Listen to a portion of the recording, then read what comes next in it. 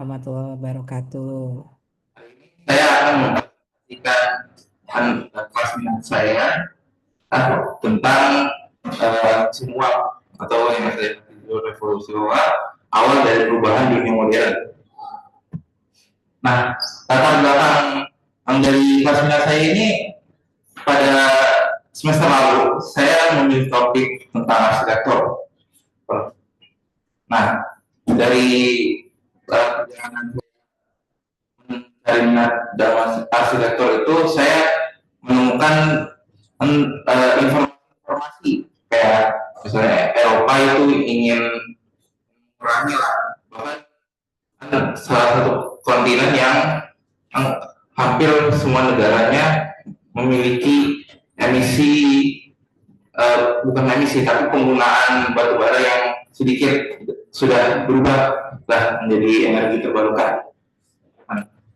Nah, setelah itu saya juga menemukan info bahwa Indonesia ini untuk Indonesia penggunaan mesin uapnya atau PLTU sebagai sumber menghasil energi atau listrik ternyata masih 68% kurang lah 68% gitu.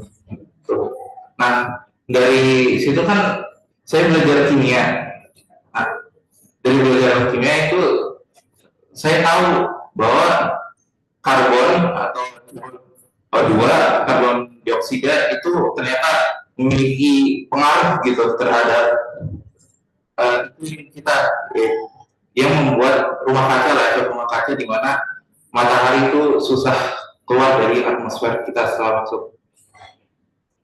Nah, dari itu juga jadi saya jadi tertarik gitu. Sebenarnya mesin uap ini tuh apa sih? Nah, jadi saya ingin mengeksplorasi di mesin uap ini. Nah, pertanyaannya, nah, apa sih itu mesin uap? Gimana secara konsep itu apa dan kerjanya itu gimana? Sama tadi yang tenaga kenapa ingin digantikan dan alternatif apa aja gitu yang bisa dijadikan sebagai pengganti batu bara. Tujuannya ya untuk mengembangkan minat saya, ah, menganalisis konsep dan prinsip dan ya mengidentifikasi lagi apa uh, dampak buruk batu bara terhadap lingkungan ini. Manfaatnya untuk mencari lagi nih minat saya apakah di hal kayak ini buat sejarah batu bara teknologi lah, sama ingin apa ya, memuaskan rasa ingin lah, ingin nggak apa ya gitu, apa rasa ingin terus. Nah, saya langsung aja. Jadi penjelasannya apa itu mesin uap? Nah, mesin uap adalah uh, alat pengubah energi panas menjadi energi mekanik atau dalam termodinamikanya ada namanya itu siklus terus Renki, di mana pokoknya itu menjelaskan tentang perubahan panas termal menjadi gerakan. Nah, teknologi ini sebenarnya udah lama, pada zaman satu Masehi seingat saya ya, itu ada kayak orang eksperimen bola, habis itu dikasih kayak pipa ke arah utara. Agak susah yang tapi bola gimana pokoknya dari pemanasan itu terhasil gerakan lah, dan setelah beberapa abad-abad di abad ke-16 ada namanya teknologi yang dikembangkan oleh suatu penuhnya adalah Thomas uh, New newcomer gitu. Uh, dia pokoknya yang kayak jadi prototipe awal mesin uap. Awalnya cuma buat pompa air di gua,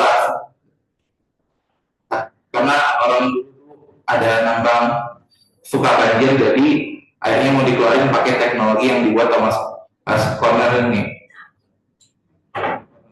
Nah, habis itu Thomas Corner itu mati tahun 50, dan James Watt ini lahirnya di tahun 1750. Nah, di tahun 1760, oh, kayaknya kurang deh. 1750 kurang lah. Setelah itu James Watt mengembangkan lagi deh teknologi ini yang dimana dari hanya sekedar pompa dijadikan gerakan, dijadikan lebih efisien lah. Nah, nanti akan dijelaskan di prinsip kerjanya. Nah, ini prinsip kerjanya. Jadi untuk dasarnya sih prinsip kerjanya cuma kan air yang dipanaskan kan menghasilkan uap yang memiliki tekanan tinggi. Uap ini mendorong piston menghasilkan tenaga mekanik. Gerakan piston kan menjadi gerakan rotasi melalui pengumuman. Uapnya dikondensasi kembali digunakan ulang. Nah, contohnya ada dua. Satu lokomotif dan satu penerapannya di kereta yang kalau lokomotif atau kayak kereta uap gitu. Cara kerjanya simpel banget. Dan pertama adalah dipanaskan, kan habis itu airnya menguap dari di sini mengalir di sini. Nah, di sini uapnya banyak, ditekankan dari jalur ke sini, tekanannya berpindah. Semakin banyak tekanannya dikeluarkan lah, gitu. Dan udara yang di sini keluar, ya pompa. Nah, untuk yang kedua sama, batu bara dipanaskan, kan diambil air, ya, dialirkan ke batu bara. Nah, bedanya dengan ini untuk menghasilkan energi butuh gerakan. Jadi menggunakan turbinnya berputar. Gerakan turbin itu diberikan kepada generator. Di mana generator bisa mengubah gerakan itu menjadi energi atau listrik. Nah, dikatakan ada masalah di Indonesia ya. Nah, jadi sebelum itu jadi apa sih batu bara ya digunakan sebagai bahan untuk menggerakkan mesin uap atau PLTU. Nah, kelebihannya itu sumber dayanya melimpah dan mudah untuk didapatkan. Kelemahannya memang menghasilkan gas emisi rumah kaca dan polusi. Nah, ke lingkungan menyumbang 35-40% emisi gas secara nasional. Kerusakan ekosistem dikarenakan penebangan dan penggalian batu bara. Dan membuat kayak dilema nih, batu bara efisien, tapi juga merusak alam. Nah, untuk solusinya memang harus bertahap, tidak mungkin secara langsung. Misalnya Indonesia ingin menggantikan eh, gas apa PLTU dengan energi terbarukan yang lain. Di sini ada tenaga surya pakai panel surya, tenaga air pakai arus air, panas bumi itu juga salah satu teknologi mesin uap, tapi langsung dari panasnya itu diambil langsung dari panas bumi yang harus digali untuk mendapatkan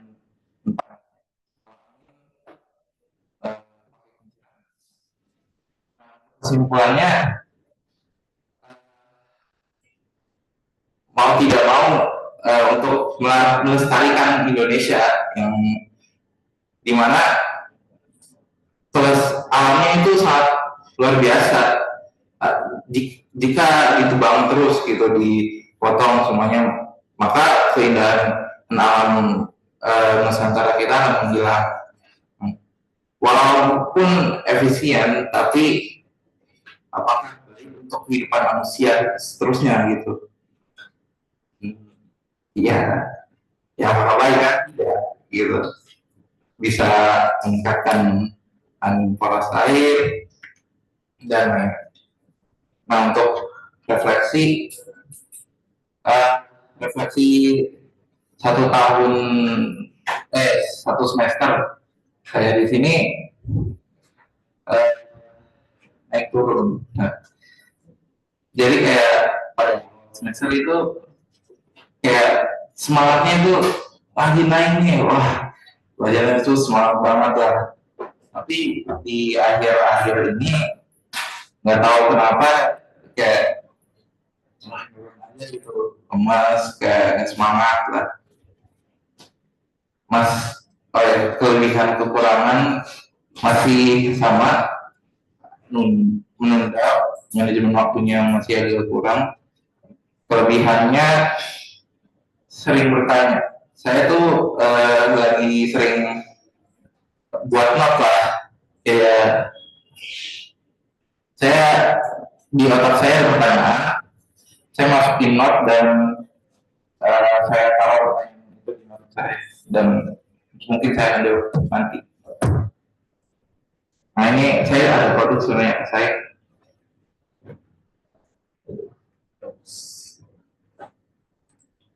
Ya, saya itu aja.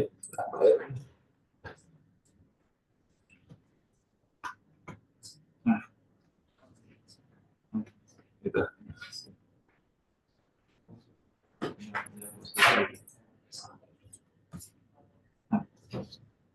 Terima kasih. Kesempatan pertama diberikan pada Oke. pemilunya Pak Ibu ya. Ya. Silakan Pak Ibu. Terima kasih Isan ya, kalau kita ketemu tertarik dengan apa tentang itu tentang konversi energi ya. Isan senang fisika ya. Fisika kimia. Fisika dan kimia. Kamu tadi kan prinsip dasar konversi energi, prinsip dasar ya. Isan bisa lihat langsung aplikasinya di mesin uap ini ya. Baik itu uap yang dari batu bara, dari panas bumi. Kemarin sempat kita nyinggung mau nuklir, tapi kayaknya ya itu nantilah ada satu topik tersendiri. Tapi alhamdulillah bisa melihat, bisa tadi menyampaikan ke teman-temannya bagaimana cara bekerja mesin-mesin uap itu. Gitu. Silahkan dilanjutkan kalau apa memang tertarik nanti bisa ditampilkan ya. Hitungannya gitu. Berapa sih energi yang dari uap itu? Uap tekanan itu diubah untuk menghasilkan gerakan, ya. Gerakan itu adanya dipakai langsung untuk lokomotif langsung bergerak. Tadi saya kasih contoh juga ya, dimenggaran gerakan itu untuk memutar generator untuk menghasilkan listrik. Itu kan yang ada di PLTU. Bahkan mungkin PLTU panas bumi yang di Kamojang, terus PLTU uap. Terima kasih, kita silakan untuk dilanjutkan.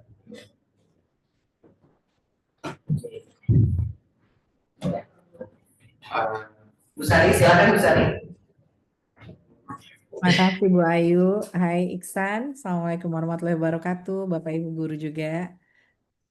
Ya, Bunda memperhatikan sama tadi seperti yang Pak Ipung sampaikan, pilihan Ihsan itu banyak terkait tentang how things work ya, San ya.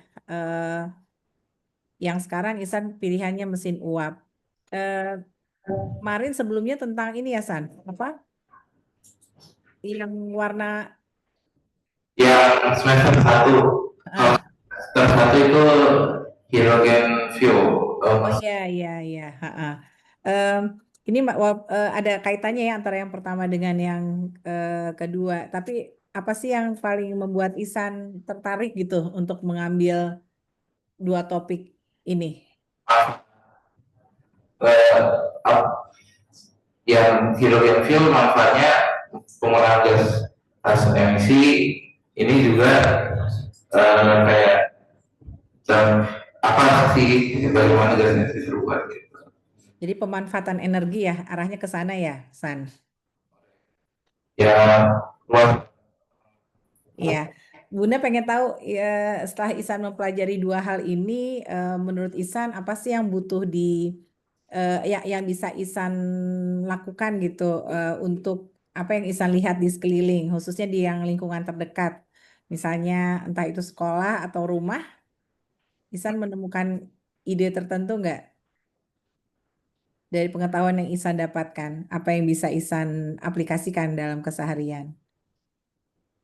untuk dua proyek itu sih sebenarnya mungkin belum bisa secara langsung di apa ya praktekkan gitu, atau ide-idenya mungkin Mas untuk hal-hal yang kecil belum ketemu.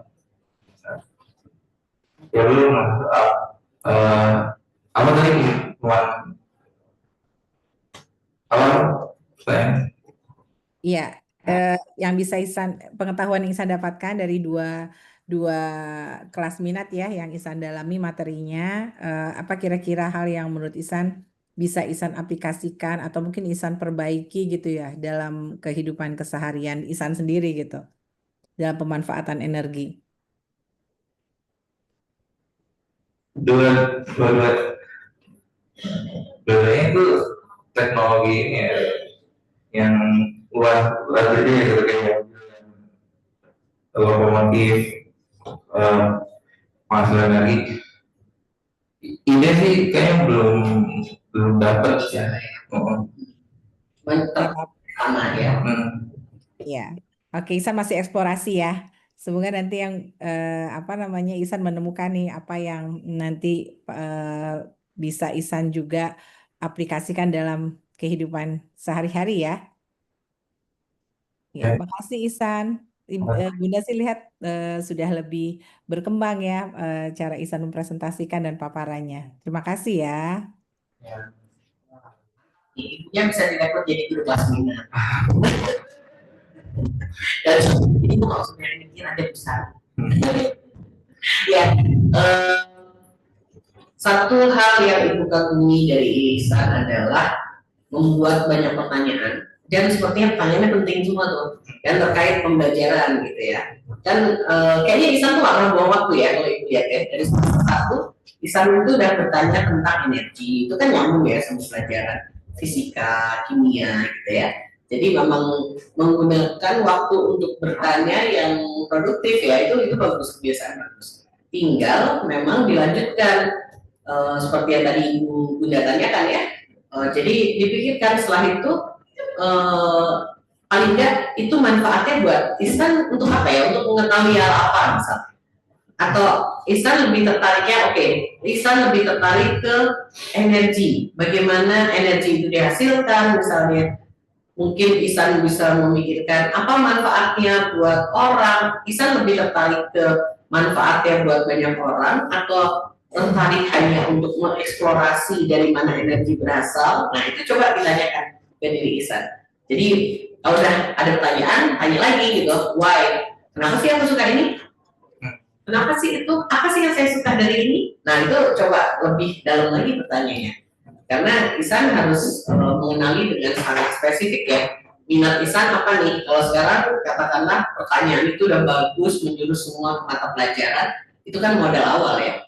Modal awal bahwa sepertinya Ihsan ini tertarik dengan fisika, kimia gitu kan, hal-hal berbau itulah gitu. Oke, sekarang pertanyaan berikutnya adalah, oh saya udah punya topik yang selalu nyambung dari kelas 40 nih tentang energi. Nah, kenapa saya tertarik energi ya? Energi apa yang saya tertarik? Kenapa saya itu pakai Noe? Tuhan, kenapa sampai Ihsan puas bertanya tentang energi. Gitu. Dan coba buat lebih banyak pertanyaan supaya ketemu minatnya Ihsan. Yang paling besar itu apa? Keingintahuan Ihsan terbesar tentang energi itu di mana? Makanya saya tuh buat topik soalnya banyak banget pertanyaan saya selalu banyak banget, tapi saya kayak pertanyaan doang tuh nah, tapi sekarang ya saya catat lah pertanyaan yang ada di kepala saya itu tiba-tiba muncul tertarik. Iya, bagus. Itu salah satu memanajemen pertanyaan itu salah satu keberhasilan. Apapun, nah kalau perlu dan sangat perlu justru satu pertanyaan itu kamu tanyain lagi mendalam. Jadi jangan hanya sepintas pertanyaan sampai 20 pertanyaan tapi ngambang semua gitu. Dalam ini satu hal yang oke, dari 20 pertanyaan itu apa ya yang saya ingin dapatkan lebih dalam tentang 20 pertanyaan. Kamu sortir dari 10 katakanlah. Dari 10 sortir lagi 5. Dari 5 kamu tanya lebih dalam dari 5 pertanyaan itu. Coba kamu lakukan teknik itu untuk menemukan saya sukanya ini gitu. Ya, oke, selamat menemukan dirimu ya.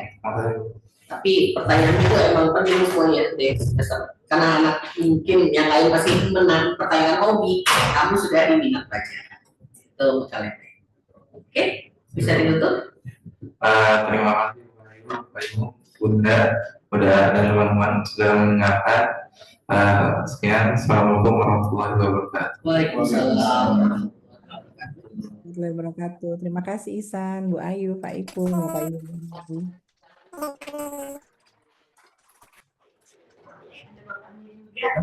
Mau silakan. Ya. Ya sudah. Baik. Berikutnya siapa? Abi di mana? Ada tadi Abi ada? Abi tadi. Oh, udah ada.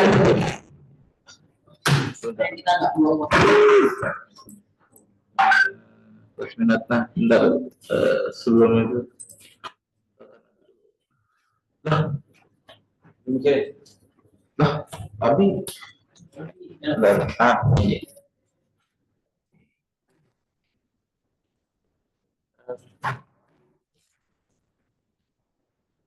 Pas begini kok. Jadi desainer.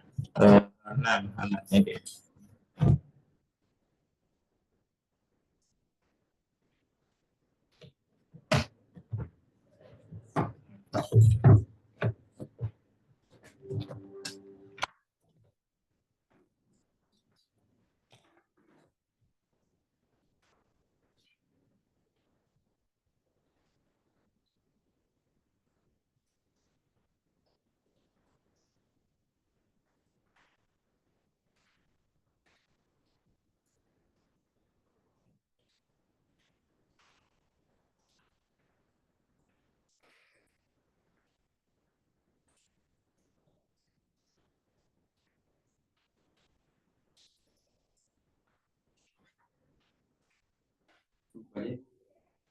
Ya, langsung buka ini.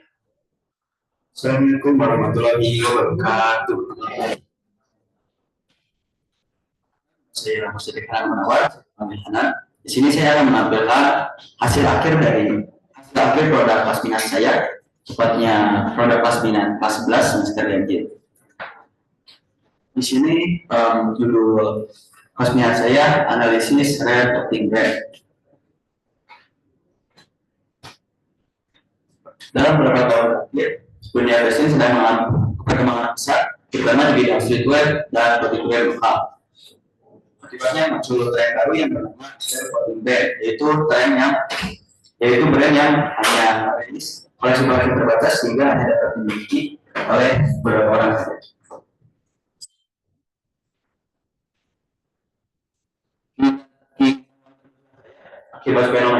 Akibat fenomena ini, saya muncul pertanyaan, apa teknik marketing yang digunakan oleh mereka sehingga produk mereka bisa laku hanya dalam berapa menit saja. Tujuan dan manfaat, tujuan eksplorasi keingintahuan ini untuk mempelajari atau menambah wawasan ini dan ingin mengetahui apakah benar nilai saya di ekonomi atau hanya sekedar masalah saja. Manfaat bagi diri saya jadi mengetahui teknik marketing baru. Manfaat bagi orang lain, mereka menambah wawasan teknik marketing.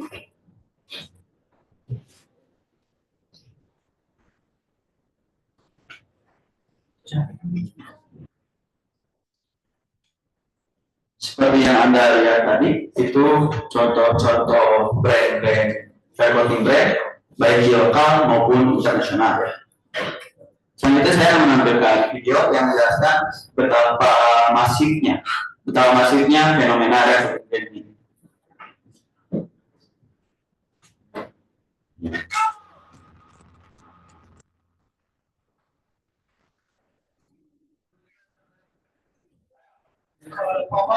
Yes sir.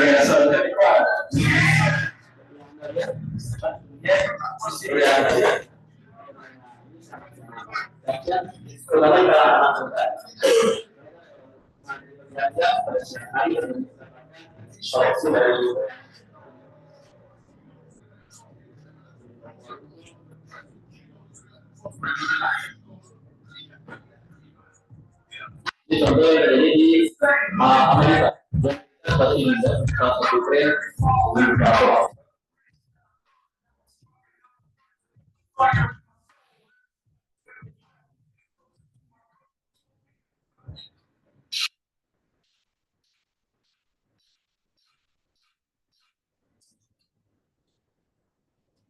Selanjutnya kita masuk ke salah satu strategi marketing yang menurut saya paling cocok. Menurut saya paling cocok dengan fenomena clothing brand ini. Nama teknik marketing itu adalah funnel marketing. Funnel marketing adalah strategi yang masuk ke ruang pelanggan untuk memilih suatu produk melewati 5 tahap dorong yang diawali dari awareness dan diakhiri oleh advokasi. Yang berawal dari customer yang tidak tahu apa tentang produk kita dan diakhiri oleh customer yang melihat produk kita. Yang marketing ini ditemukan oleh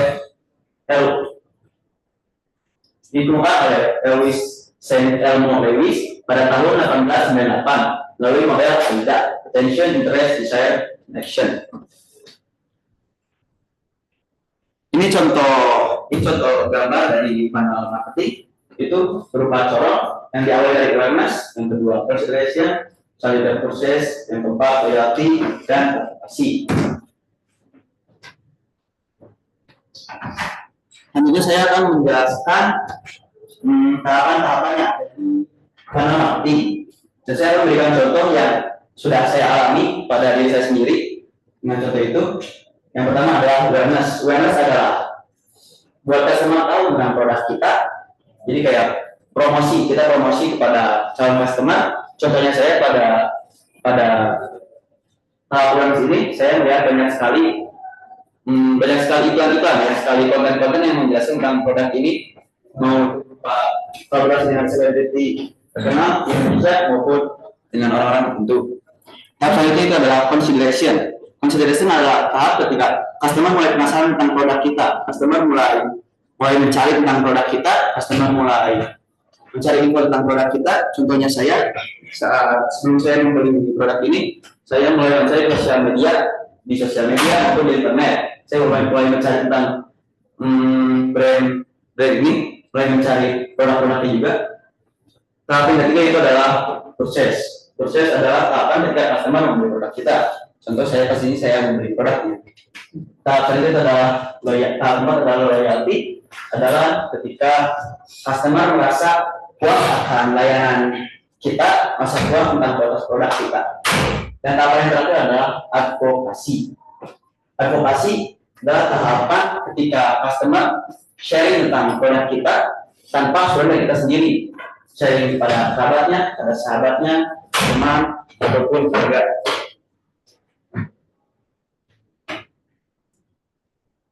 Metode dan waktu pengumpulan data. Metode membaca buku 2000 Plus Marketing by Hendra Wijaya. Ini saya minjem dari perpustakaan sendiri.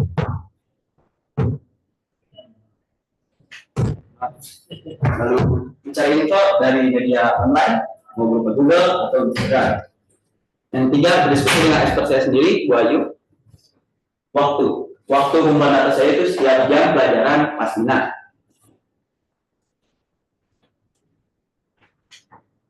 Kesimpulan dari hasil presentasi ini dapat disimpulkan bahwa salah satu teknik marketing yang dipakai oleh rekrut adalah content marketing yang diawali dari awareness dan diakhiri oleh advokasi. Refleksi kekuatan dan kelemahan diri serta tindak lanjut. Rencana yang baik, saya dapat membuat timeline dan melaksanakannya dengan tepat waktu. Kelemahan saya kurangnya pengetahuan tentang ilmu ekonomi, kurangnya kosakata, kurangnya menguasai bahasa Inggris. Tindak lanjut, saya akan terus belajar tentang ilmu pengetahuan di bidang ekonomi. Mungkin dibuka selanjutnya sesi tanya jawab. Kritik dan saran juga diterima. Pertanyaan dari saya lupa tadi sesi tanya dari dimulai dari yang paling ada dua kali. Sebenarnya topik ini menarik dari ada gitu yang ke brand-brand yang lagi booming gitu. Jadi kan ini mengikuti tren. Ya. Dari Hana sendiri, apa yang membuat Hana itu kayak fokus, maksudnya kayak menyukai gitu, menjadi salah satu konsumen dari brand-brand yang lagi booming. Berarti pertanyaannya kenapa saya menyukai? Karena dari awal munculnya itu ada satu brand yang itu Kaleb, itu pada Idul Fitri kemarin dia baru sendiri itu brand dari lokal yang saya tahu masih belum booming apa-apa. Tapi makin kesini makin muncul banyak brand-brand baru yang prinsipnya sama kayak Kaleb, contohnya Rukas, CMB adalah contoh-contohnya seperti ini. Ini dari lokal, ini lokal sama ini lokal. Itu baru muncul akhir-akhir. Kalau Rukas sudah lama sih. Baru muncul sekarang juga, baru boomingnya. Jawab tidak? Buat kita ya, apakah Hana gitu ya, menurut itu menganalisis ya, ingin membuat brand, salah satu brand juga di mereka mungkin atau ini? Kayaknya enggak ya. tidak tertarik saja. Lanjut. Oke, boleh. Ada satu lagi? Bebas kalau ini. Siapa yang mau tanya? Tapi Nah, oke. Nggak mungkin lebih ke Maple ya. Apa? Kan tadi kamu bilang nggak tertarik buat brand, buat kelas minat ini. Dan kamu juga pelajarannya IPA. Jadi membuat kelas minat ini apakah tujuannya buat apa gitu? Apakah kamu akan kuliah di bidang ekonomi atau semester ke ekonomi? Itu sebenarnya saya tuh udah lumayan suka ekonomi dari SMP mungkin ya, udah mulai belajar dikit-dikit lah, meskipun belum ada pelajaran ekonomi pas itu. Di sini tuh saya sedang ambil penelitian ekonomi karena bentrok dengan bahasa Jerman. Dua-duanya sama-sama mau lah gitu saya. Setelah dipikir-pikir, saya keburu ngambil bahasa Jerman pas itu tuh. Jadi ekonominya lumayan tertinggal juga. Untuk kedepannya mungkin kuliah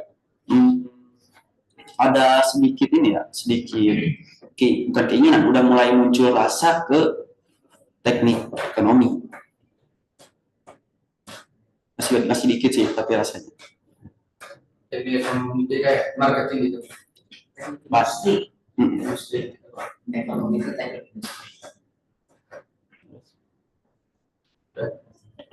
Oke, dari saya berarti ya. Ya, meneliti hal ini dari presentasi dulu deh. Kalau dari presentasi Hanan, ini yang pertama ya, belum pernah kan presentasi seperti ini Belum. di sekolah sebelumnya ya. Oke, sebagai pengalaman yang pertama sudah terlihat sih bagaimana usaha Hanan yang dikeluarkan untuk menyelesaikan tugas presentasi ini. Cukup baik menurut saya. Hanan sudah tidak terlalu banyak melihat layar, Hanan cukup hafal, cukup percaya diri, tapi secara teknis masih belum digunakan semua alat yang ada gitu ya. Kamu kan bawa itu loh, buat apa tuh? Bahkan kamu nggak gunakan kan? Kainnya itu buat apa sih ada kainnya itu? Maksudnya apa ya? Itu kan kamu belum maksimalkan. Jadi memang ternyata sulit ya presentasi itu ya. Ada banyak orang di depan kita punya ide di kepala kita, tiba-tiba lihat orang banyak lupa semua tuh begitu kan. Terus ada alat-alat presentasi yang cukup banyak, ada layar, ada monitor, ada alat presentasi yang lain, kamu bawa buku, kamu bawa apa itu kayak sarung gitu ya. Itu kan harus digunakan maksimal semuanya. Kalau nggak orang bertanya-tanya ngapain bawa itu gitu kan. Ada pertanyaan yang tertinggal gitu. Nggak tuntas gitu melihat presentasinya. Itu untuk presentasi. Jadi kamu masih bisa perbaiki di semester yang lain ya. Di KS juga ada nanti untuk presentasi tentang mata pelajaran. Kemudian tentang ketertarikan terhadap ekonomi, saya pikir Hanan cukup tinggi tuh. Hanan ketertarikan ekonominya cukup banyak. Bisa lanjut tuh nanti misalnya ke teknik industri, itu kan teknik industri itu banyak juga yang mengupas tentang perekonomian juga ya. Ya tadi teknik apa? Teknik ekonomi. Nah, itu teknik industri maksudnya. Nah, terus apa namanya? Tentang keinginan belajar Hanan juga udah cukup baik gitu. Hanan mampu belajar sendiri, saya kasih buku, mampu untuk baca, mampu menyimpulkan pada saat pertemuan selanjutnya tuntas tugasnya, kemudian diskusinya juga berjalan maju terus ya, nggak ada di tempat itu semua modal Hanan. Disiplin menyelesaikan tugas, tuntas menyelesaikan tugas itu modal yang baik. Jadi kalau mau jadi belajar mandiri ekonomi juga nggak apa-apa. Kalau Hanan masih punya sikap belajar seperti itu ya teruskan saja. Nanti juga bisa kok di titik yang sama juga kalau punya disiplin ya seperti itu. Ya Hanan cukup berhasil menggunakan kelas minat sebagai ajang untuk menggali minat Hanan yang lain selain yang sudah didapatkan di jam-jam mata pelajaran yang sudah menjadi spesifikasi Hanan ya. Memang sayang sih kalau kita sangat anak-anak yang berempat nih sangat senang ya kalau dia kayaknya bakal seru tuh di kelas ekonomi. Kalau kamu pernah ya itu sih kalau saya Mungkin ada orang tua betul. nggak pakai ini ya lupa Ada nggak? Lebih? ya harusnya tadi semua Kayaknya nggak hadir. lupa nih. Ada gini buat. Ini masih berapa menit lagi? Orang tua ada? Kayaknya enggak. Orang tua nggak ada? Nggak hadir ya. Oh ya udah, kalau nggak hadir kita boleh tutup karena Cukup aja. kita lanjutkan. Siap. Sekian presentasi dari saya. Mohon maaf bila ada salah kata. Wassalamualaikum warahmatullahi wabarakatuh. Itu sebenarnya itu apa sih sarung? Sarung Itu tuh sarungnya nyala. Sarung si maksimal. Nyala kalau gelap. Jadi kalau buat subuh sombong banget sholat subuh. Ternyata langsung dia jalan kerja gitu ya.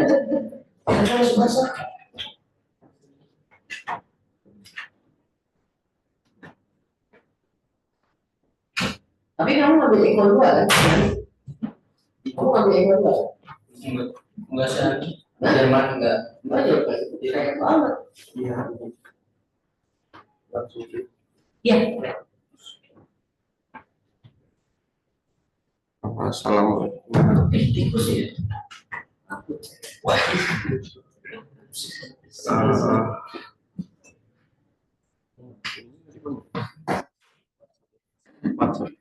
WhatsApp ini cari aja di salah satu. Coba cari Cari di itu yang udah buka tuh. yang apa? Window yang terbuka. Udah dibuka nih. Udah dibuka.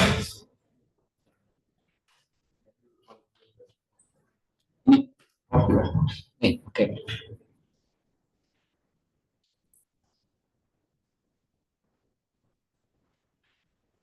Assalamualaikum warahmatullahi wabarakatuh. Waalaikumsalam. Kali ini saya akan mempresentasikan kelas minat saya, yaitu lukisan sebagai kritik sosial. Ini salah satu lukisan kritik sosial dari seniman Soviet, kalau nggak salah namanya Oskar Rabin, menggambarkan kalau rakyat tuh mati-matian gitu, menghidupi dirinya. Latar belakang saya membuat proyek kelas minat ini, saya memperhatikan kondisi Indonesia pada saat ini. Waktu itu banyak demo yang karena pemerintahannya tuh korupsi, kolusi, nepotisme juga, terus rendahnya kualitas hidup masyarakat. Ditambah lagi pemerintah juga menutup mata atas kesulitan rakyat, dan kebijakannya tuh banyak menyulitkan. Terus terang ini juga bikin saya geram gitulah sama pemerintah. Nah, tapi tentu saja saya juga belum bisa ikut berdemo, ya akhirnya terpikirlah oleh saya untuk mengkritik pemerintah lewat karya. Pengetahuan terbesar saya itu apa? Yaitu salah satunya bagaimana tuh lukisan bisa menjadi sarana kritik sosial. Tujuannya itu salah satunya melepaskan kekesalan saya menjadi sesuatu yang positif dan bernilai, serta melatih kemampuan melukis saya serta mengkonsep. Manfaat itu membagikan pandangan saya dan menyampaikan pesan apa yang terjadi di negeri ini, sehingga diharapkan orang akan tersadar atau memiliki sudut pandang yang baru. Tinjauan pustakanya ini saya kurang banyak baca-baca, tapi baca buku, tapi baca-baca di internet lah sama Pak Al juga. Untuk ini tuh seni itu ada perkembangannya. Pertama, tahun ini pertama mengikuti makna, lalu ada mengikuti fungsi, lalu ada mengikuti kesenangan. Nah, seni barat tuh nggak memiliki batasan moral gitu, sehingga pelukis senimannya bebas mengekspresikan diri sebebas-bebasnya sampai gila. Mereka tuh benar-benar gila, sampai ada yang berhenti juga sebagai pertunjukan seni. Sementara seni timur itu memiliki batasan moral, dan agama Islam kan juga mengajarkan untuk menyebarkan manfaat, sehingga saya tuh membuat lukisan yang kira-kira bisa memberi gambaran apa yang terjadi sekarang gitu, dan sehingga mengharapkan orang-orang itu akan sadar gitu. Lukisan sebagai bentuk kritik sosial juga berkembang pesat pada negara-negara sosialis, karena mereka juga punya masalah sosial yang besar kan ya. Contohnya pada Uni Soviet, pada saat itu tuh mereka cuma punya satu aliran seni, semua seniman cuma boleh gambar itu, yaitu aliran seni realisme sebagai propaganda. Sementara aliran surrealis juga berkembang untuk mengkritik pemerintah pada saat itu. Dan tentunya aliran surrealis ini tuh adalah salah satu perlawanan dari kelompok bawah sadar juga. Tentu saja aliran seni ini tuh sering banget dibasmi sama pemerintah gitu. Bahkan kalau ada pertunjukan seni surrealis itu langsung dibulldozer sama pemerintah. Metode dan waktu pengumpulan data itu lewat guru kelas minat, Pak Al dan Bu Puspa, lalu lewat internet, Google, Pinterest, ChatGPT, dan lain-lain. Pada saat kelas minat dan pada satu minggu untuk waktu pengumpulan data. Simpulan teori, perkembangan seni, conform meaning, function, dan fun. Sebagai orang Islam, maka seni yang harus kita buat harus bermakna dan memiliki makna bagi orang lain. Nggak kayak seni barat yang mementingkan ekspresionisme. Lukisan adalah suatu medium untuk menyampaikan kritik sosial pada masa Soviet.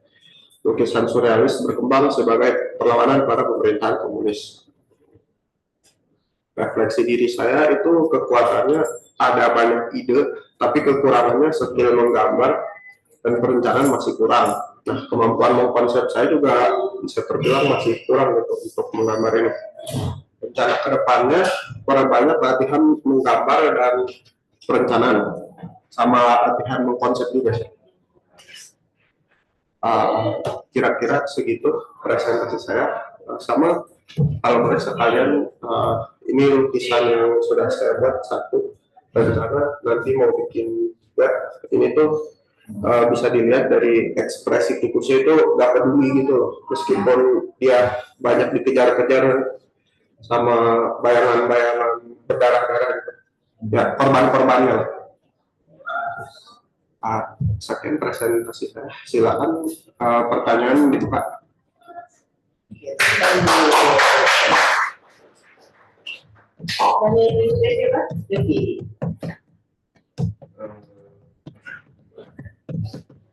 Saya lihat, saya pengen apresiasi adik Abi. Soalnya yang saya lihat Abi itu orangnya bukan apa ya, bukan kayak suka kritik kayak itu.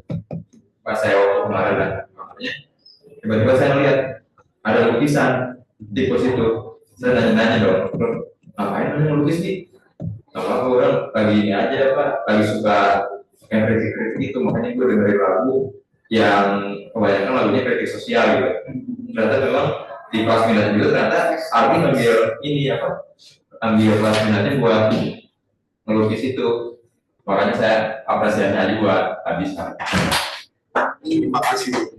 Kami sudah bahasa itu. Satu lagi, bebas senang namanya menyampaikan apresiasi. Ya, Baik. Apakah Abi punya seniman yang menjadi contoh atau inspirasi dalam melukis? Kalau seniman saya sih tertarik sama karya-karyanya Oscar Rabin ya. Yang awal tadi tuh dia pelukis Soviet juga tuh yang ngegambarin roti di pemakaman. Soalnya karya-karyanya tuh kayak simple tapi maknanya dalam. Lukisannya gayanya juga meskipun kayak gambar anak-anak tapi bukan gambar anak-anak gitu. Nah, itu kira-kira. Kalau lagu itu tuh ya Muse, terus ada System of a Down. Indonesia. Kalau Indonesia Fish. Fish itu selalu andalan para kritikus. Oke. Silakan, apakah ada yang Tambah ada? katanya mau dulu sih. Pak Fat atau Pak Bungkus Pak? Gak ada ya? Oh, ya, ya berarti dari saya ya. Ya, memang cukup konsisten ya, tapi ini minatnya di bidang bahasa, kemudian seni gitu ya, seni bahasa bolak-balik ke situ. Sepertinya memang kemungkinan besar ya memang Abi diturunkan ya bakat dari bapak dan ibu kan, memang bidangnya ini ya bapak dan ibu ya. Ada seninya, ada bahasanya, gitu, kental sekali gitu keduanya. Ya, kalau keduanya bapak dan ibu ini ya biasanya anaknya juga mewarisi gitu. Tapi kalau kental, misalnya kalau misalnya nih bapak ibu dokter, itu anaknya pasti ada yang menjadi dokter pasti itu udah pasti. Kalau saya kan bapaknya dokter, ibunya tidak dokter, ibunya seniman. Jadi kan saya bebas aja jadi dokter. Itu jadi emang kemungkinan besar ya. Kan memang kita kelas minat untuk merefleksi ya, apa sebenarnya minat kita akan lanjut ke mana. Abi cukup konsisten tuh di seni dan bahasa, nggak pernah jalan-jalan ke tempat lain. Jadi mungkin akan lebih mengerucut ya nanti refleksinya Abi ya. Abi nanti mau kuliahnya di mana mungkin akan lebih mudah. Kecuali kalau tiba-tiba tarik ekonomi, tarik ini makin banyak makin bingung. Kalau Abi sudah bagus, sudah on the track dari kelas 10 gitu. Semoga emang itu bidangnya Abi. Ya, makin baik, makin rapi, makin banyak selesai juga. Mungkin kalau waktu kelas 10 Abi nggak selesai produknya, sekarang presentasi bagus, sudah rapi, tertib, kalimat-kalimatnya juga itu juga ada lagi produknya. Jadi alhamdulillah ini udah lebih baik dibanding kelas 10.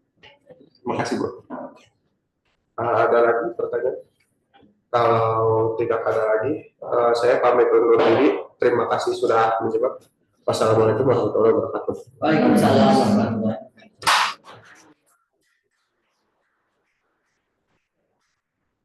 Iya. Oke. Akhir dong berarti. Ya, 11.25 kita. Enggak.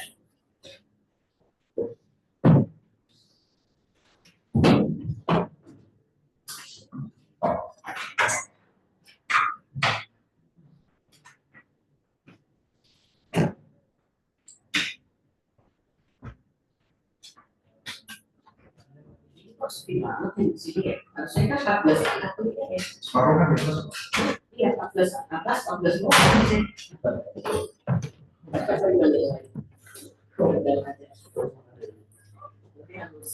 Saya absen gitu.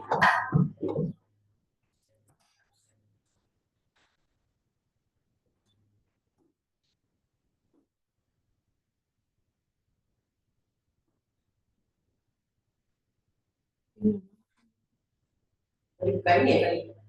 Oke, satu-satu.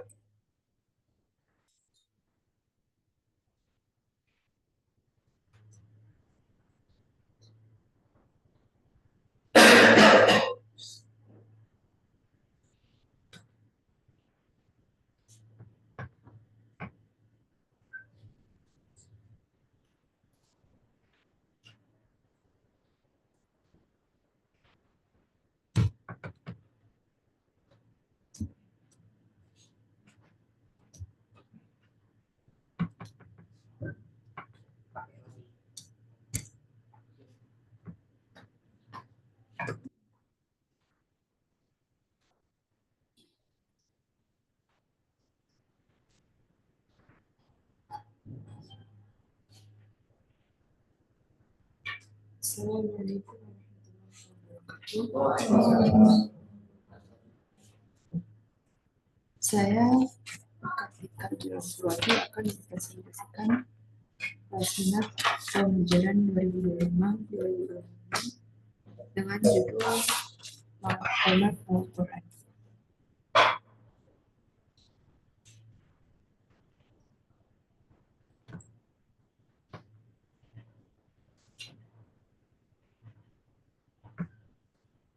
Oke, latar belakang. Pertama saya mencari yang relatif mudah, sebab saya tidak ingin mengganggu waktu saya dalam mungkin mengerjakan PR dari sekolah, karena saya rasa SMA ini lebih menuntut waktu. Lalu saya juga mencari yang bermanfaat.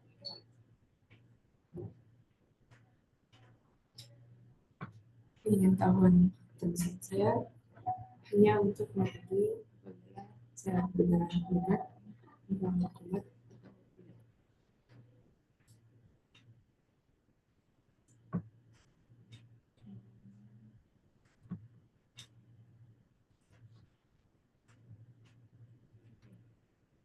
Tujuan dan manfaatnya untuk memperbaiki bacaan Al-Quran atau ketertiban.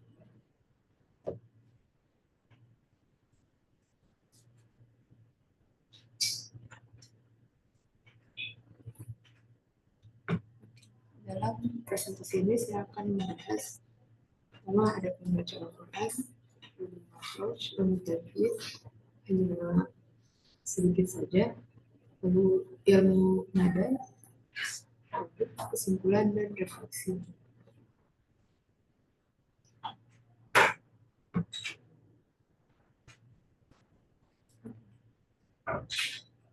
Perlu diingat, membaca Al-Quran bukan tentang sekedar membaca. Ini kan firman Tuhan, jadi saya mau bahas adab membacanya terlebih dahulu.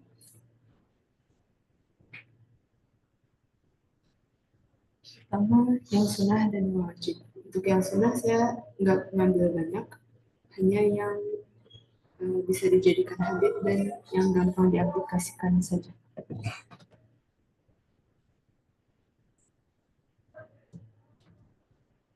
Pertama, yang sunnah.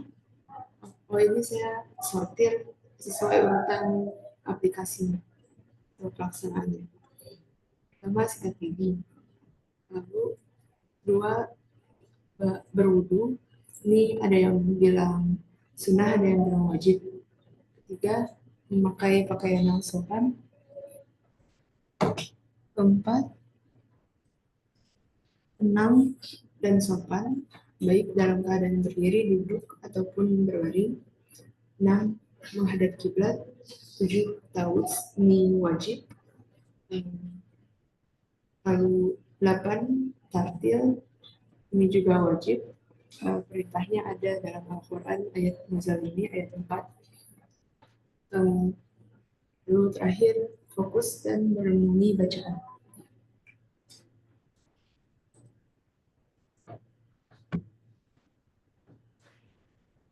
Selanjutnya, yang perlu dihindari, pertama, lalai sehingga salah membaca yang mengakibatkan perubahan arti. Misalnya yang harusnya sa jadi sa, atau yang harusnya ha jadi ha. Jadi ha, harusnya ha jadi ha. Ini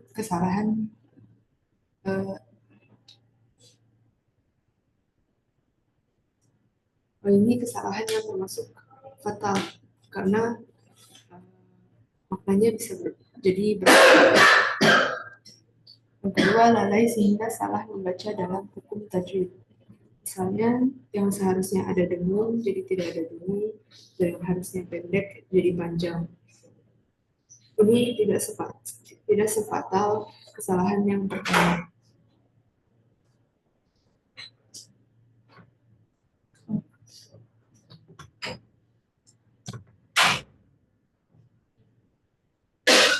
Ini juga alasan kenapa saya mau memasukkan sedikit ajaran makhraj dan tajwid biar orang-orang yang baru belajar Al-Quran melatih dulu tahsin. Tahsin itu ilmu makhraj dan tajwid.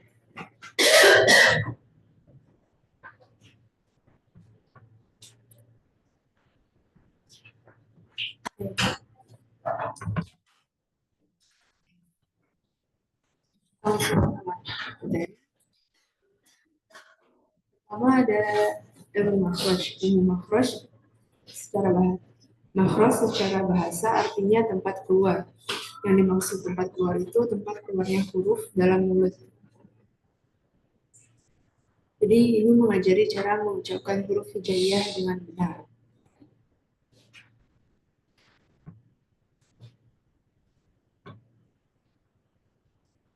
Suara keluar saat ada getaran. Nah, gambar ini menunjukkan dalam bagian mana suara tertentu keluar. Contohnya suara fa keluar dari getaran antara biji dan bibir. Huruf mim, ba, dan waw keluar dari getaran antara kedua bibir.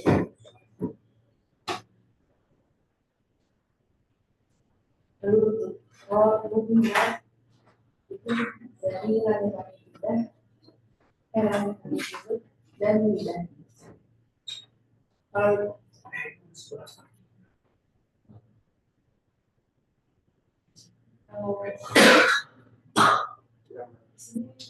semua huruf hijaiyah ada, tapi di sini seharusnya ada huruf H. Lalu untuk bo ini tempatnya sebenarnya di lidah yang dibentukkan kayak kopi, jadi dua ujung lidahnya kena lagi dari situ keluar.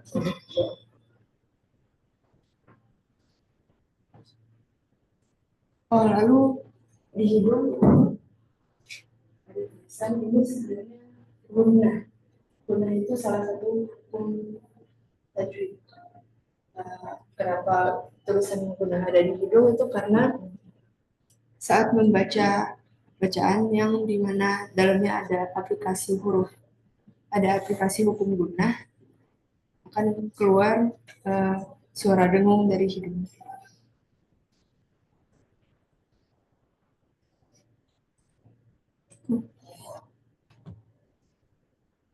Selanjutnya ilmu tajwid ini sebenarnya sangat luas, tapi saya hanya membahas salah satu hukumnya.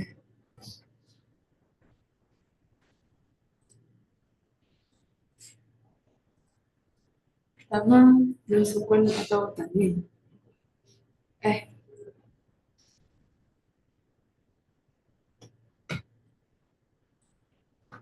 Saya hanya akan membahas salah satu ilmu tajwid. Nah, ini cuman nun sukun atau tanwin. Nun sukun atau tanwin bekerja ketika ada huruf dan tanwin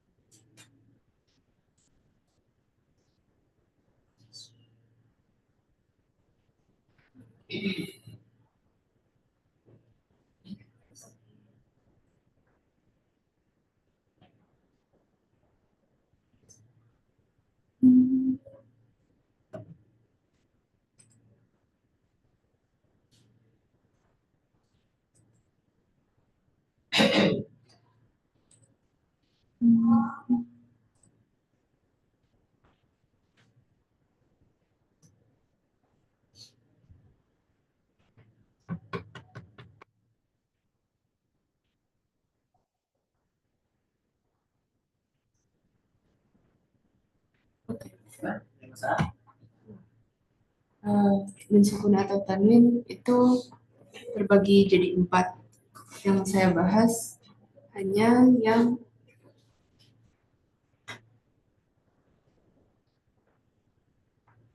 yang izhar. Izhar berartinya jelas, jadi dibacanya jelas.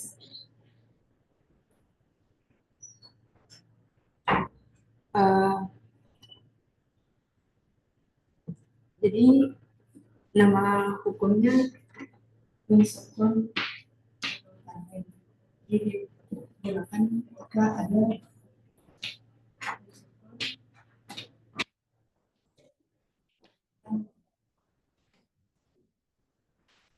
yang izhar, digunakannya ketika nun sukun atau tanwin bertemu huruf-huruf izhar.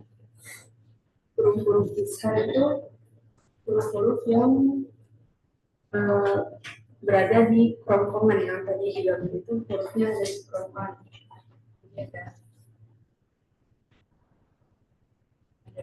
O, ada O, A,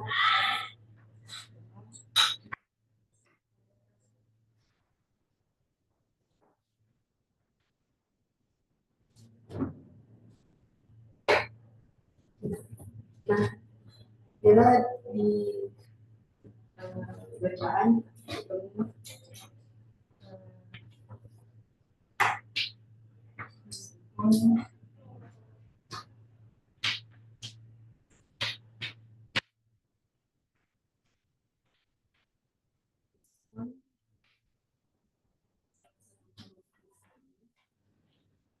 bacanya jelas.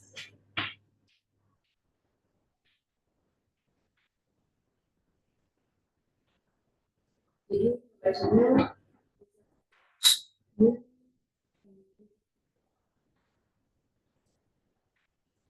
nanti ada hukum lain yang tidak dibaca jelas.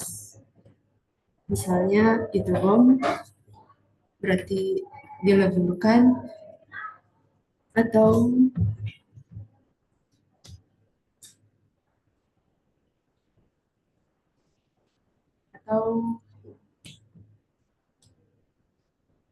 iqlab yang artinya membalik.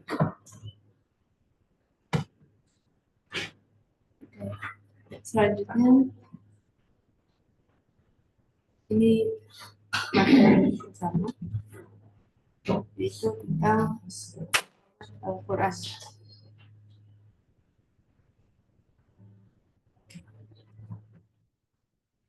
Qomat itu cara berada dalam membaca atau bermelodi yang digunakan untuk memperindah bacaan.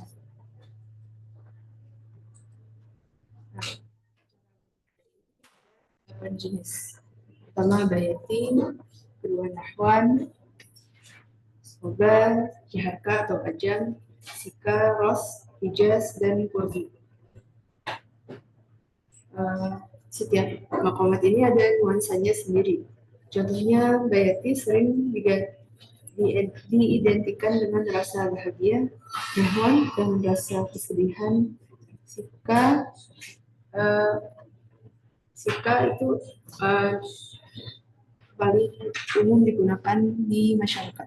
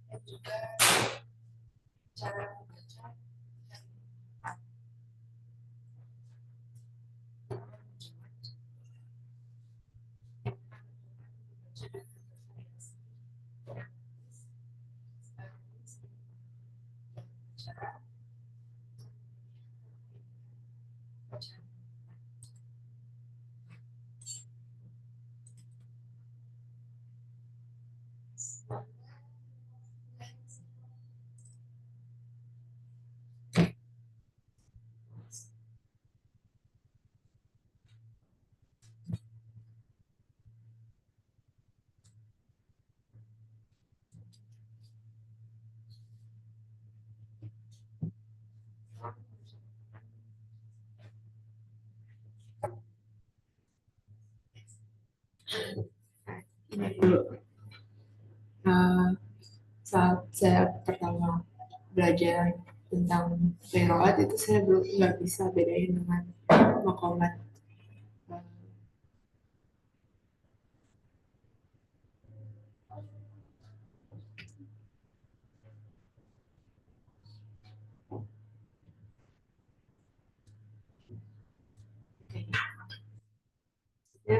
Saat pertama saya belajar maqamat itu saya tidak mengerti, saya susah menurut saya nggak tahu bedanya dengan qiraat. Setelah saya tanya ternyata maqamat itu lebih ke memperindah bacaan, tapi untuk qiraat itu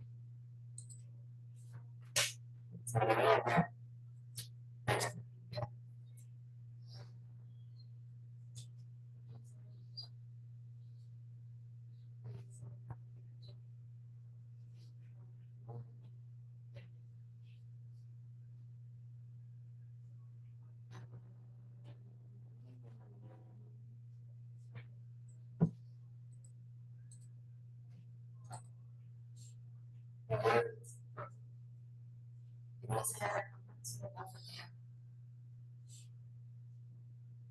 Saya mulai.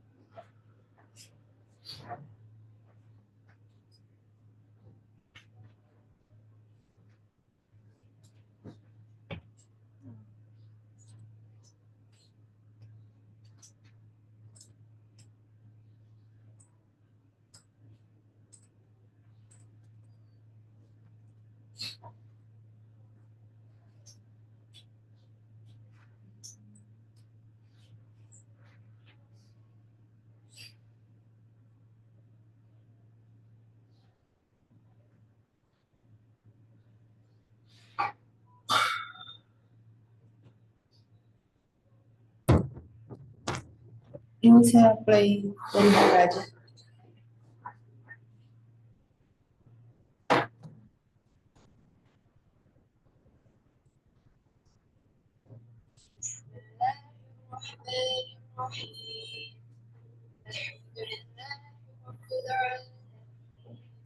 الرحمن الرحيم مالك يوم الدين إياك نعبد وإياك نستعين اهدنا الصراط المستقيم صراط الذين أنعمت عليهم غير المغضوب عليهم ولا الضالين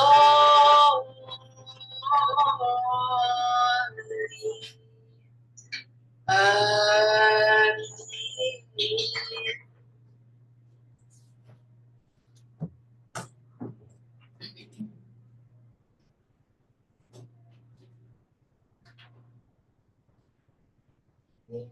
Saya mau nambah surat Al-Asr dan At-Takatsur, tapi karena manajemen saya juga kurang baik, jadinya tidak sempat.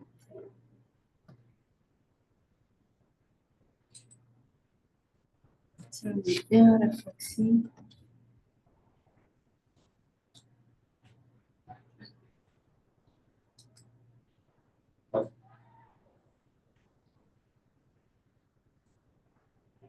Dari awal saya rasa tujuannya memang kurang jelas, terus saya nggak mempertimbangkan topik yang saya pilih.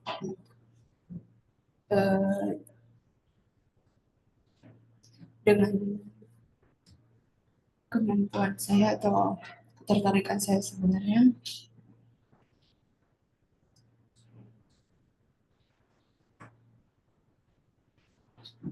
lalu saya juga kurang berencana, lalu setelah pas ada rencana juga saya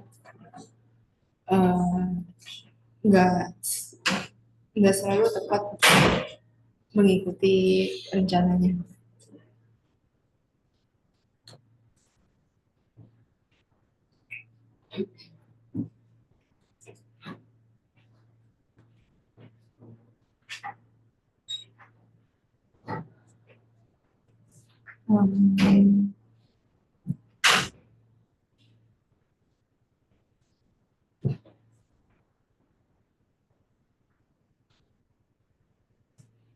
Terus saya rasa dalam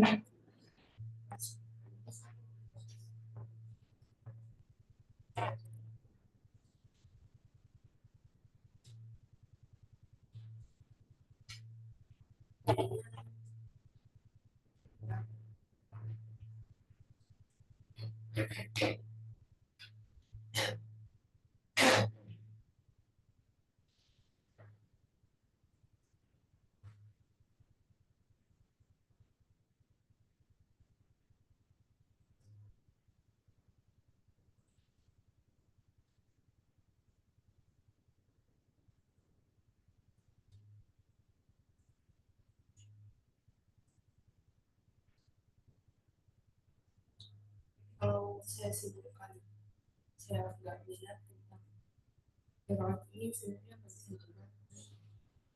Saya rasa saya nggak belum mengeksplorasi karena saya fokus ke keluarga gitu.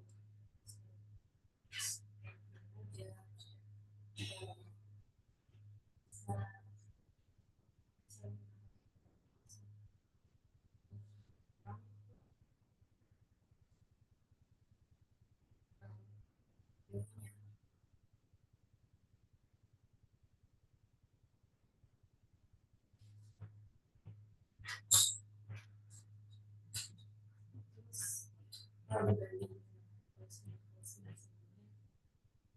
jadi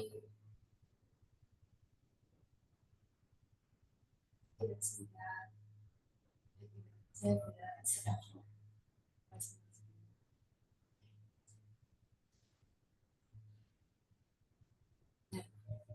tidak sepersonal juga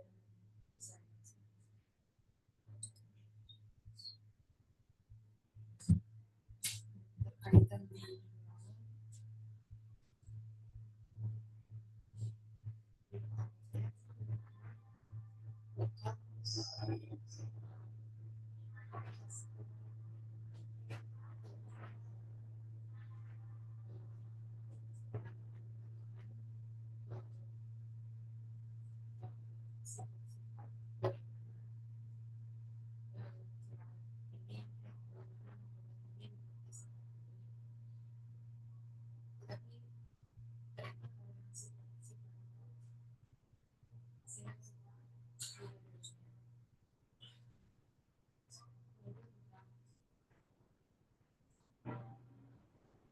saya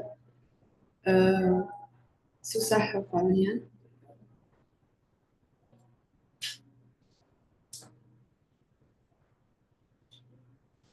Lalu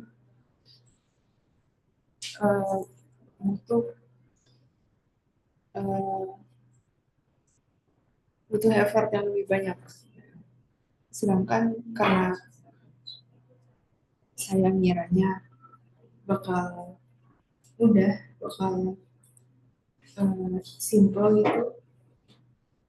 Jadinya waktu yang saya tuangkan tidak banyak, jadinya saya lebih fokus ke pembuatan produknya. Jadinya belajarnya kurang. Tapi ya hasilnya tetap ada produk. Tapi sayanya itu tujuan awalnya mungkin yang tentang eksplorasi tidak dapat.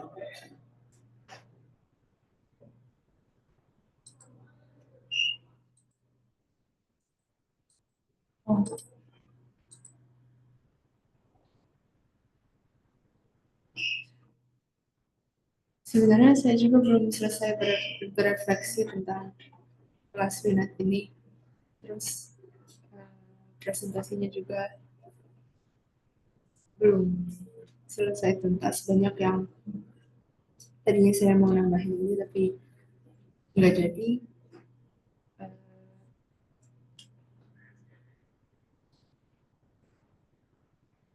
Jadi maafkan. Sekian dari presentasi saya.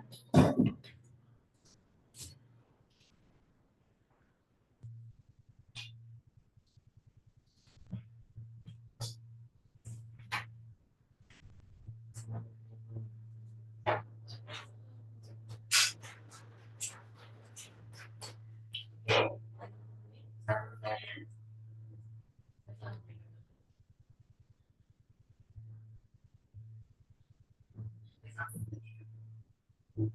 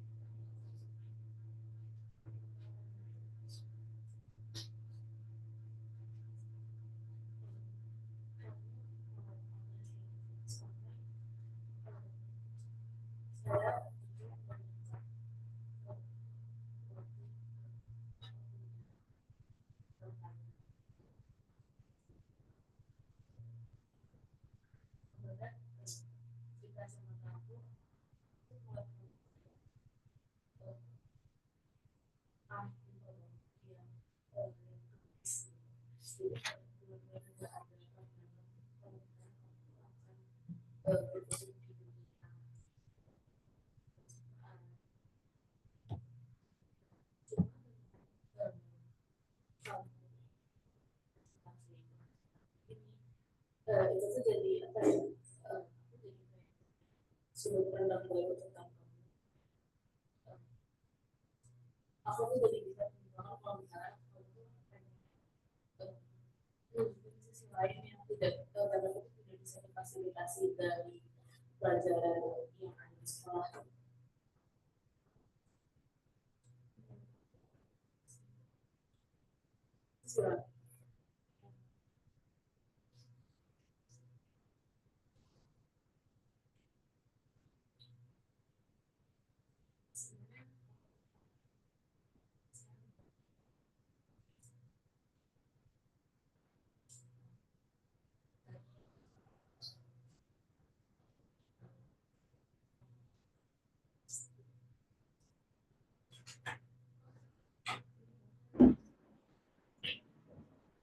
Sebenarnya kalau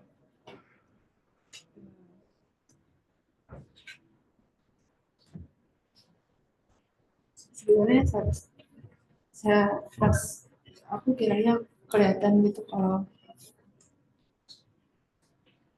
aku kurang effort dalam kelas minat kali ini.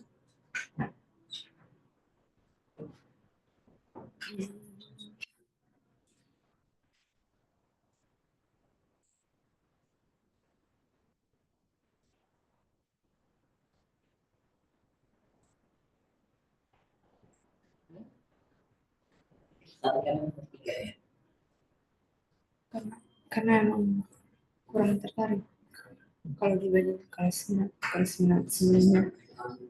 Justru aku rasa yang lebih bilang aku yang lupa banget mungkin kata-kata yang kritis.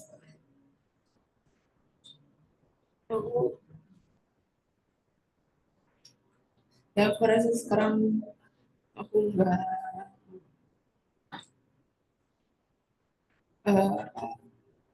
lagi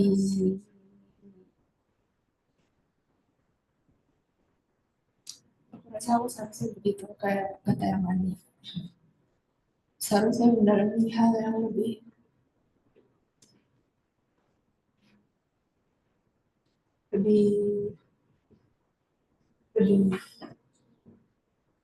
sesuai yang bikin kamu ya.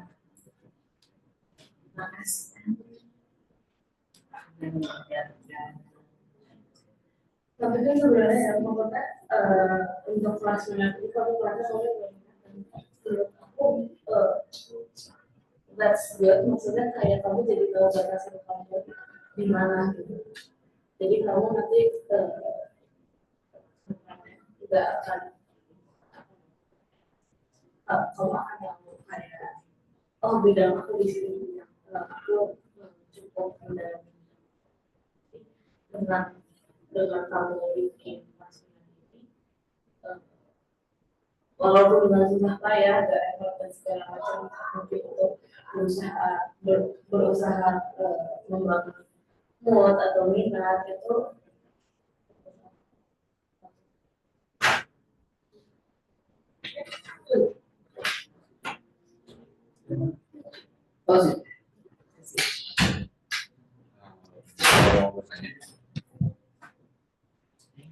Walaupun kenapa topik ini dari mana ini?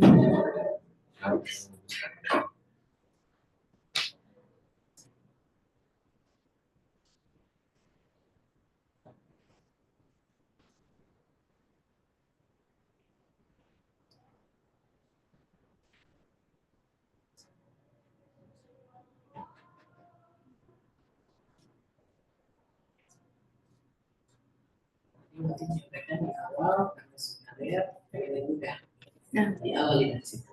nah, Ternyata, Ya, ternyata gimana nih? kan banyak gitu yang udah dari kenapa muncul gitu.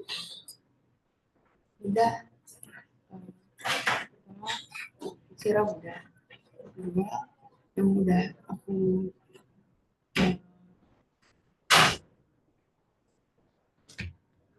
Besar.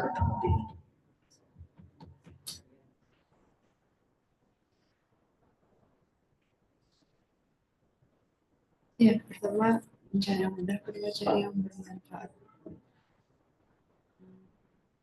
Ini manfaatnya aku ambil dari belajar tajwidnya.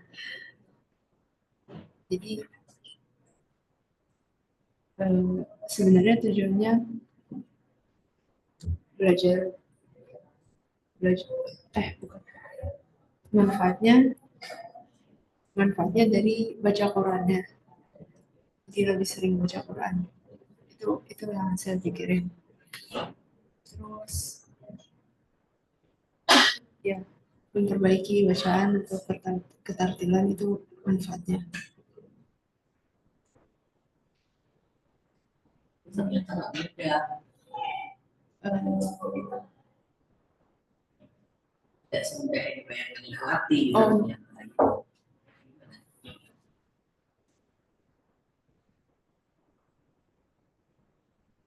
Kalau qiraatnya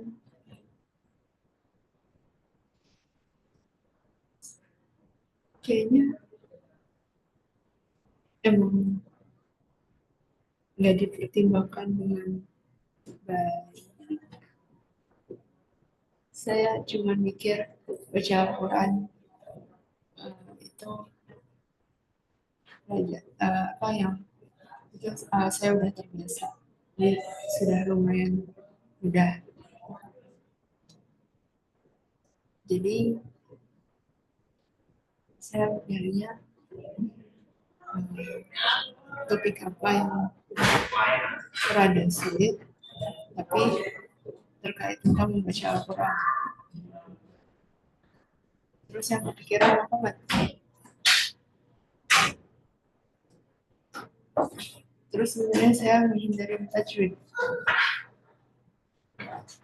Tapi dalam Muhammad ada tajwid.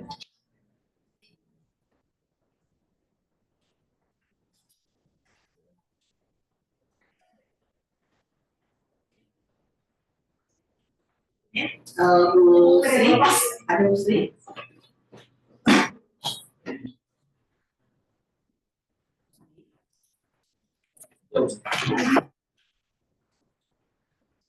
Mau menjelaskan berarti apresiasi.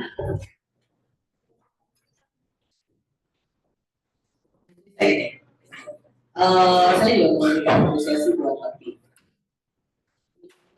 Menyelesaikan, tapi akhirnya menyelesaikan produknya ya.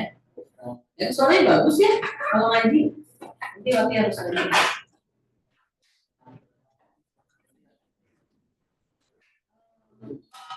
Kenapa Wati memilih produk ini karena Wati ini belajar mengaji dengan baik, itu juga alasan yang sangat bermanfaat begitu. Itu alasan yang sangat cerdas ya.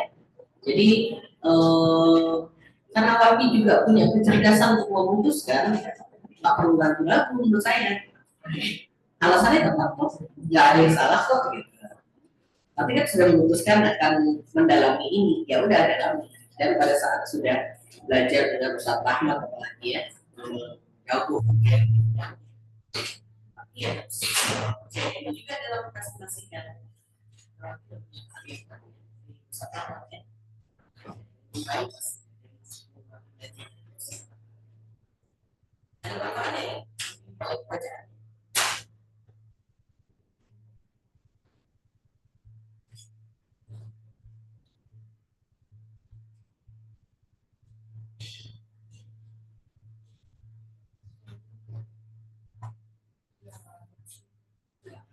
Enggak terlalu.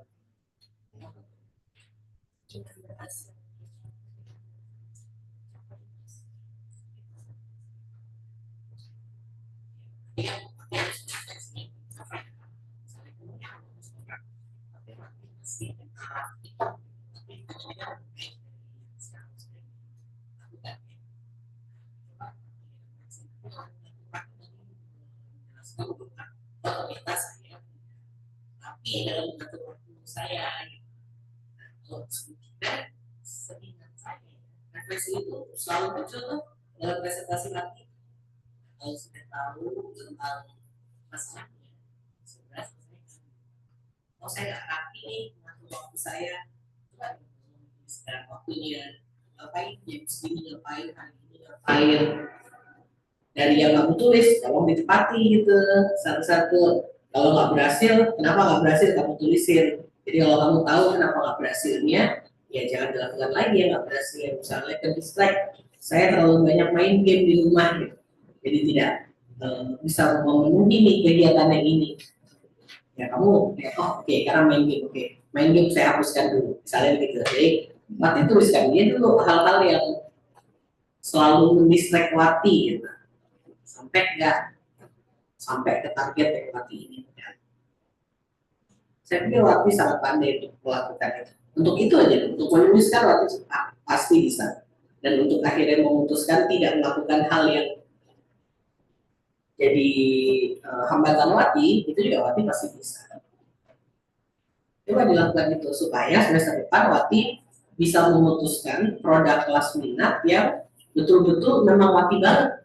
Kan kelas minat ini diciptakan untuk menggali ya, sebenarnya minat saya apa, supaya nanti ini juga bukan jadi beban ya, kalau kita mengerjakan hal yang kita sukai, sebanyak apapun, itu menyenangkan lagi. Saya kemarin di akreditasi, berapa ratus butir loh, hampir 144 butir, saya ngerjain sendiri semuanya, saya enjoy aja, capek iya, nggak tidur iya, tapi rasanya senang gitu. Jadi untuk memilih satu topik atau apapun bukan dari mudahnya, tapi lebih dari kita minat atau enggak. Kalau minat, betul-betul minat, kita jujur minat, segala upaya akan dicurahkan dan nggak kerasa capeknya dan nggak kerasa mengganggunya. Jadi yang Wati sekarang menjadi PR di kelas minat adalah Wati mencoba merefleksi, menemukan hal yang Wati paling minati, bukan menemukan hal yang paling memudahkan, tapi apa yang paling Wati suka. Nah, coba ambil topik itu dan rasakan diri Wati. Dan semester depan kamu punya 6 bulan nih buat berapa bulan ya? Mungkin 3 bulan 4 bulan kamu merenung apa yang paling saya minati. Bismillah, ambil itu jadi topik Wati di kelas minat. Gak kerasa harusnya capeknya kalau itu betul-betul minat. Ya, itu aja sih masukan saya. Teruslah, boleh tutup. Terima kasih sudah mendengarkan presentasi saya.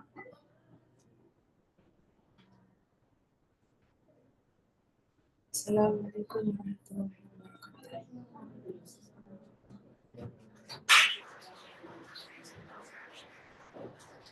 Alhamdulillah selesai ya presentasi kita, presentasi di hari ini.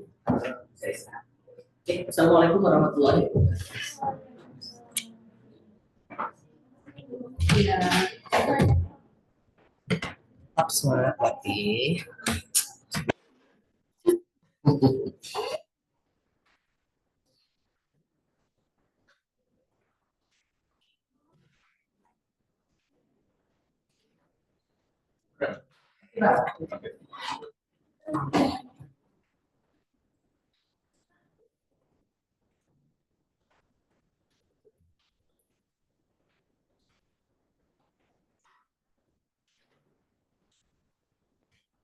Itu